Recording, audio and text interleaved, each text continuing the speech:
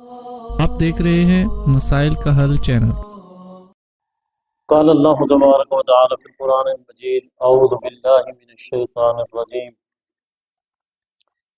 واللہ لا یہدی القوم الظالمین۔ حمد و ثنا رب کائنات کے لیے، بے شمار صلاۃ و سلام سید الانبیاء سید ولد آدم محمد رسول اللہ صلی اللہ علیہ وسلم کی ذات پر حمد و صلات کے بعد، ہدایت ایک عظیم نعمت ہے جس کو یہ مل جائے تو جتنا بھی اللہ کا شکر ادا کرے کم ہے، اور ہدایت دینا صرف اللہ کا کام ہے۔ اللہ کے سوا کوئی کسی کو ہدایت نہیں دے سکتا۔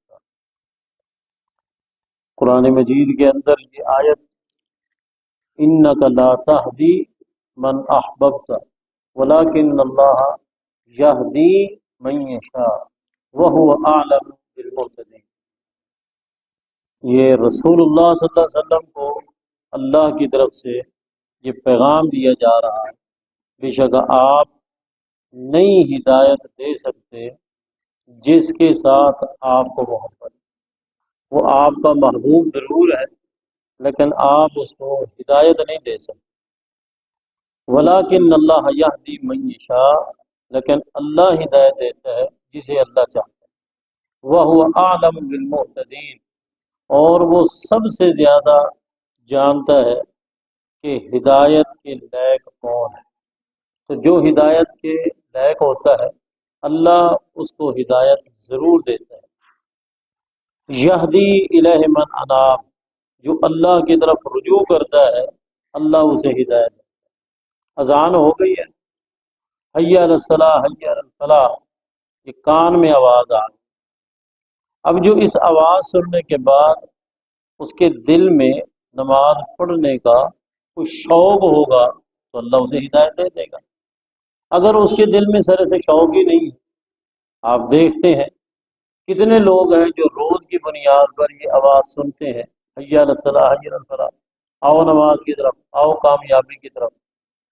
اب اس آواز کے بعد جس کے دل میں کوئی تڑپ ہوتی ہے تو وہ اٹھتا ہے، اور اٹھنے کے بعد پھر وہ مسجد میں آتا ہے۔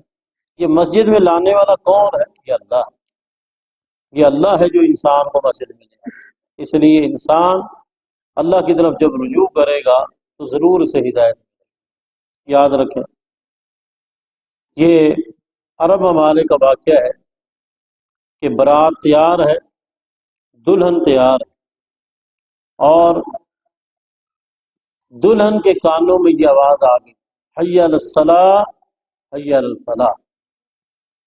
اب وہ کہنے لگی کہ میں نماز پڑھ لوں اور نماز کے بعد پھر میں گاڑی میں بیٹھوں۔ ماں نے کہا بیٹا ساری برات تیار ہے اور تیری انتظار ہے، اب تیری وجہ سے ساری برات رکے گی۔ اور پھر کہنے لگی ماں کہ بیٹا تو نے نماز پڑھنی ہے، نماز کے لیے تو وضو کرے گی، جب تو وضو کرے گی تیرا میک اپ سارا خراب ہو جائے گا، اور اب تیرا میک اپ پھر کرنا، پھر دوبارہ تیار کرنا، اس پہ وقت لگے گا۔ کہنے لگی امی اب یہ میرے کان میں آواز آ گئی ہے، حی علی الصلاح حی علی الفلاح، اب میں نے نہیں سوچنا بھی مسائل کیا ہے، میں پہلے نماز پڑھوں گی اور پھر میں جاؤں۔ اس نے نماز شروع کر لی، سجدے کی حالت میں تھی کہ موت آ گئی، سجدے کی حالت میں تھی کہ موت آ گئی۔ آپ اندازہ لگائیں کہ اس کے دل میں یہ بات کس نے ڈالی؟ اللہ نے ڈالی، اور اس کو معلوم نہیں تھا، اللہ کو معلوم تھا کہ اس کا وقت مقرر آ چکا ہے۔ اب اس نے نماز شروع کی سجدے کی حالت میں، اللہ نے اس کو موت دے دی۔ اس کا کتنا خوبصورت خاتمہ ہو، اگرچہ ظاہری طور پر کتنا بڑا صدمہ ہے، لیکن یقین کریں یہ جو خاتمہ ہے یہ بڑا خوبصورت ہے۔ یہدی الیہ من اناب، جو اللہ کی طرف رجوع کرتا ہے اللہ اس کی ضرور رہنمائی کرتا ہے۔ ہدایت کے آگے کچھ چیزیں ہیں جو رکاوٹ ہیں، کچھ چیزیں ہیں جو رکاوٹ ہیں، ان چیزوں کو ہم نے غور و فکر کرنے کے بعد ان سے اپنے آپ کو بچانا ہے۔ تین چیزیں صرف آپ کے سامنے رکھتا ہوں جو قرآن پاک کے اندر بھی ہے۔ ظلم، یہ ہدایت کے آگے رکاوٹ ہے۔ فسق، یہ ہدایت کے آگے رکاوٹ ہے۔ کفر، یہ ہدایت کے آگے رکاوٹ ہے۔ قرآن پاک میں ہے لا یہد القوم الکافرین، اللہ کافر قوم کو ہدایت نہیں دیتا۔ لا یہد القوم الظالمین، اللہ ظالم قوم کو ہدایت نہیں دیتا۔ لا یہد القوم الفاسقین، اللہ فاسق قوم کو ہدایت نہیں دیتا۔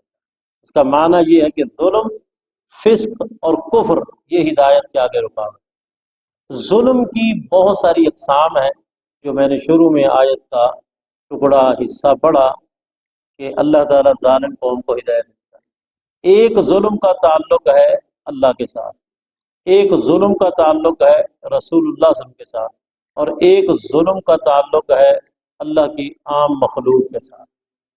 جو اللہ کے ساتھ ظلم ہے وہ کیا ہے؟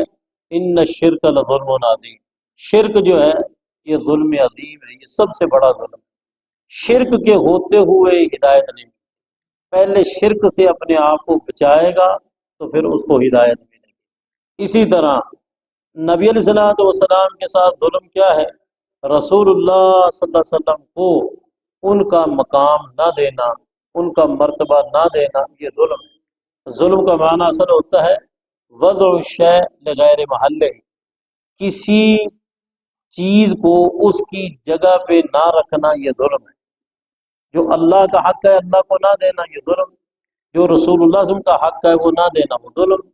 جو مخلوق کا حق ہے، ماں باپ کا حق ہے، بہن بھائیوں کا حق ہے، رشتہ داروں کا حق ہے، ہمسایوں کا حق ہے، اور اسی طرح جو بچے ہیں ان کا حق ہے، جو بوڑھے ہیں ان کا حق ہے، اسی طرح میاں بیوی ان کے حقوق ہیں، جتنا بھی جس کا جو حق ہے اس کو نہیں دے رہا، یہ کیا ہے؟ ظلم ہے۔ جب یہ ظلم ہے تو یہ ظلم ہدایت کے آگے کیا ہے؟ رکاوٹ ہے۔ تو ہم کوشش کریں کہ اپنے آپ کو ظلم سے بچائیں۔ اور ایک امام کا یہ بڑا خوبصورت قول ہے کہ اللہ تعالیٰ وہ حکومت جو ظالم ہو اس کو اللہ تعالیٰ کبھی دوام نہیں دیتا، ظالم حکومت۔ اور اللہ تعالیٰ وہ حکومت جو منصف ہو، چاہے وہ کافر بھی کیوں نہ ہو لیکن ہو انصاف کرنے والی، اللہ پھر بھی اس کو باقی رکھتا ہے چاہے وہ اللہ کو نہیں مانے۔ اس کا معنی یہ ہے کہ ظلم اور زیادتی اس کے نتیجے میں تباہی ہے، اور عدل و انصاف اس کے نتیجے میں امن اور کیا ہے؟ سکون ہے۔ اللہ سے دعا ہے کہ اللہ تعالی ہمیں ہر قسم کے ظلم سے محفوظ رکھے۔ رسول اللہ صلی اللہ علیہ وسلم کا فرمان ہے اتقوا الظلم، کہ اپنے آپ کو ظلم سے بچاؤ۔ فإن الظلم ظلمات یوم القیامہ، یہ جو ظلم ہے یہ قیامت کے دن ایک ظلم نہیں ہوگا، یہ ظلمات بن جائے، یہ اندھیرے ہی اندھیرے ہوں گے۔ اس لیے نہ اللہ کے ساتھ، نہ رسول اللہ صلی اللہ علیہ وسلم کے ساتھ، نہ کسی انسان کے ساتھ انسان ظلم اور زیادتی کرے، بلکہ ہر وقت کوشش کرے جس کا جو حق